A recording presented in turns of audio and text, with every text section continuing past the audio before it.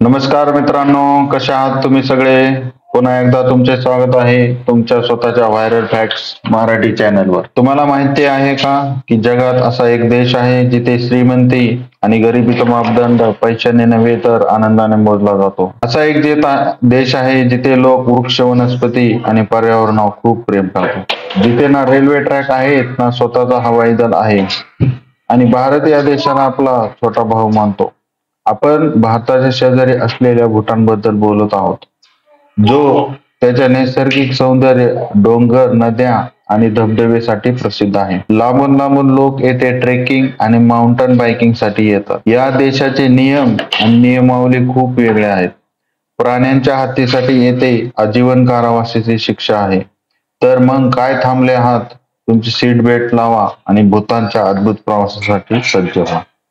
भूतान या शब्दाचा उगम भूटान या शब्दापासून झाला आहे, याचा अर्थ डोंगर प्रदेश आहे. भूतान देश हिमालयाच्या कुशीत वसलेला आहे.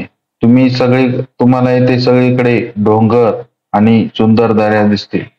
भूतानच्या इतिहासाबद्दल सांगायचं तर 1974 पर्यंत हा देश बाहेरील जगापासून तोडलेला होता आणि परदेशी पर्यटकांना इथे येण्याची परवानगी नव्हती. पण आज येथे मोठ्या संख्येने पर्यटन येतात. भूतानच्या लोकांना त्यांच्या साध्या जीवनशैलीत आनंदी राहण्याची कला माहिती आहे. येथे राहणारे लोक साधी जीवनशैली जगतात आणि निसर्गाच्या सानिध्यात त्यांना राहायला आवडते. संशोधनानुसार निसर्गाच्या जवळ राहिल्याने त्यांचे आयुष्यही वाढले आहे. भूतानची राजधानी थिम्पू आहे आणि हे शहर देशाचे सर्वात महत्वाचे शहर आहे. पण येथे एकही विमानतळ नाही. भूतानचा एकमेव विमानतळ पारो आंतरराष्ट्रीय विमानतळ आहे. भूटानमध्ये अंदाजे 70% देश जंगलाने व्यापलेला आहे.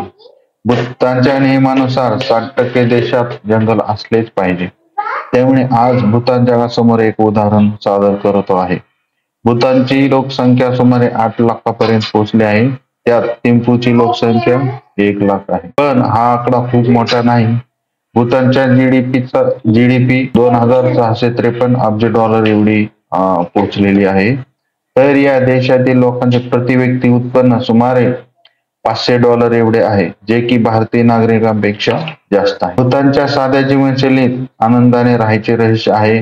भूतानमध्ये जाऊन तुम्ही त्यांच्या संस्कृतीचा आदर कसा करायचा ते पाहू शकता.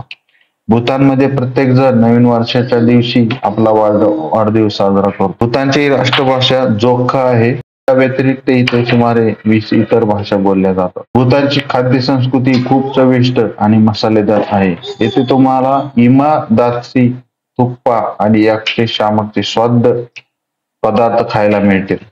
भूतानमधील पर्यटन स्थळे खूपच सुंदर आहेत. तुम्ही तुमची यात्रा थिम्पू पासून सुरू करू शकता. थिम्पूचे रात्रीचे जीवन खूप मनमोहक आहे. पारो हे भूतानचे आणखी एक प्रमुख शहर आहे आणि येथे देशाचे एकमेव विमानतळ आहे. जर तुम्हाला हा व्हिडिओ आवडला असेल तर कृपया लाईक, शेअर आणि चॅनलला सबस्क्राईब करा. धन्यवाद.